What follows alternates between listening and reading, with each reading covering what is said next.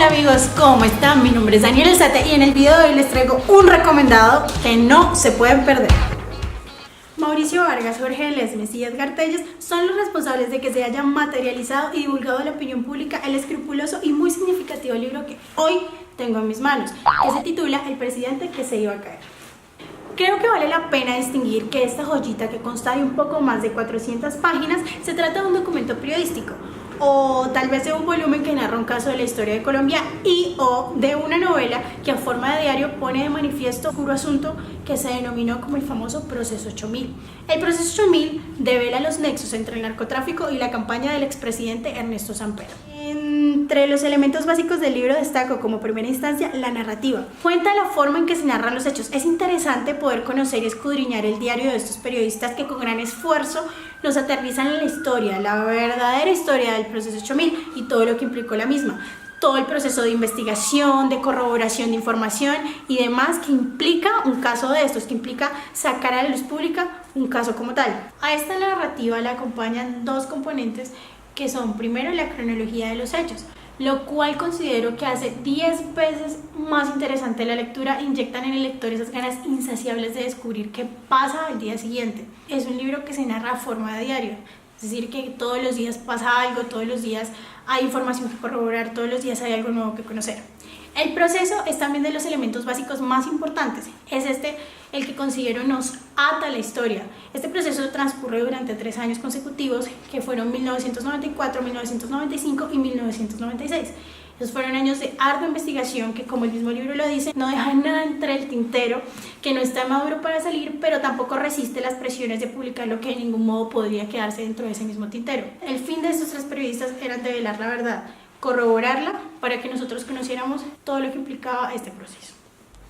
¿Qué fue lo que me gustó del libro?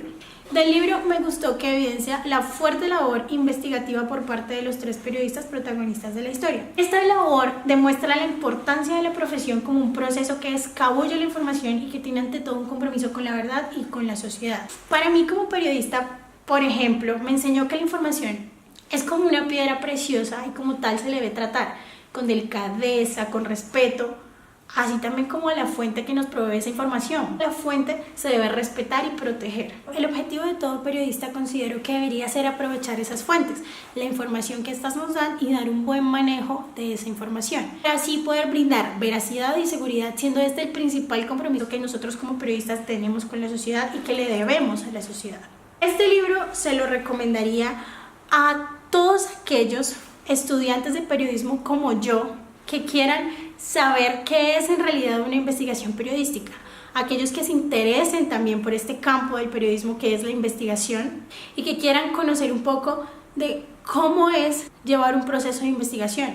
Un proceso de investigación es un proceso arduo, que tiene trabajo, que tiene empeño, y que si tú no tienes las agallas para resistir, para seguir ahí en pie de lucha de lo que estás investigando o de la verdad que quieres sacar a la luz, no vale la pena. Pienso que para ser un investigador se debe tener pasión por la verdad y por lo que se está investigando, por la información, amor a esa información. Entonces lo recomiendo a todos mis compañeros periodistas, futuros periodistas y periodistas que aún no han leído el libro. Los invito a que lo lean, porque es un libro que de verdad aporta muchísimo, y es más, es un episodio en la historia de Colombia que creo que todos los colombianos deberíamos saber, y no solo nosotros como periodistas, que bueno, es importante que nosotros conozcamos esta historia, que conozcamos la labor periodística de estos 3 protagonistas, sino también cualquier colombiano que quiera saber de su historia, que quiera saber qué ha pasado en los procesos políticos o en temas de corrupción en el país. Deberían de leer este libro, porque al fin y al cabo es historia y fue un suceso muy importante y creo que todos deberíamos conocerlo.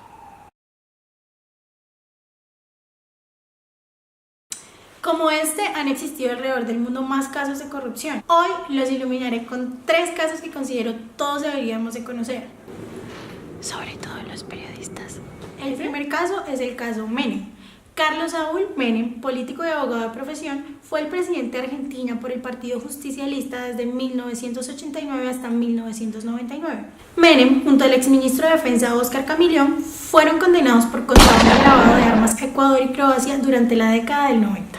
Menem firmó 3 decretos presidenciales secretos junto a varios de sus ministros, donde los dos primeros autorizaban las ventas de armas a Panamá, país que carecía de ejército tras la invasión estadounidense, y el tercero aprobaba ventas a Venezuela.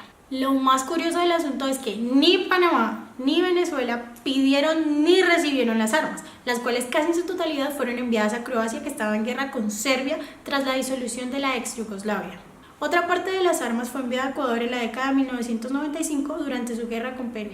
En segundo lugar tenemos a Lula da Silva, quien fue condenado el 12 de julio a 9 años de prisión por corrupción y lavado de dinero. Pero, ¿quién es este sujeto?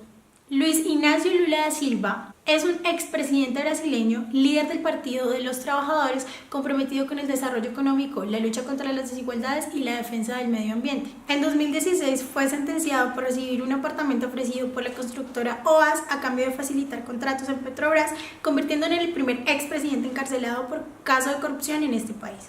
Además de esto, Lula puede llegar a ser investigado en otros 6 procesos más, según solicitó la Corte Suprema, con base en confesiones hechas por exdirectivos del grupo Odebrecht y revelaciones de ejecutivos del grupo cárnico JBS, que es una empresa de alimentación brasileña. Recordemos que Odebrecht se ha visto involucrado en varios casos de corrupción alrededor de toda Latinoamérica. En tercer lugar, les presento el famoso caso Watergate. Debemos ante todo saber que el caso Watergate fue el que provocó la única dimisión en la historia de un presidente de los Estados Unidos. Se llama Watergate porque hace referencia a la entrada ilegal de 5 personas en el cuartel general del Partido Demócrata el 17 de junio de 1972, ubicado en el edificio Watergate, al que le debemos su nombre, en Washington, Distrito Capital. Los 5 detenidos eran veteranos miembros de la CIA, expertos en labores desestabilizadoras contra jefes de Estado extranjeros contrarios a los intereses de Estados Unidos. Este caso es bastante importante porque, así como el proceso 8000, involucra la investigación de un caso que removió los cimientos de la democracia estadounidense. La investigación estuvo a cargo de 2 reporteros del periódico Washington Post, Bob Woodward y Carl Bernstein. Estos, junto con Garganta Profunda, que fue la fuente que reveló las pistas claves del caso, reveló que el grupo de espías detenido había actuado bajo la dirección de 2 asesores presidenciales y además apoyados por el propio presidente Richard Nixon. Durante varios meses, Garganta Profunda siguió pasando información que, tras ser contrastada por los periodistas, era publicada poniendo constantemente en jaque a las autoridades estadounidenses. El caso Watergate había sido una de las muchas actividades ilegales que se habían cometido en el pasado, incluyendo fraudes, sobornos, todas estas dirigidas a asegurar la reelección de Nixon. Es importante saber que la publicación del caso Watergate llevó al Washington Post a las grandes ligas de los medios estadounidenses.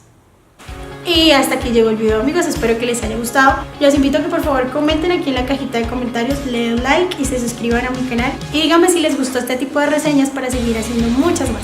Nos vemos en una próxima. Bye.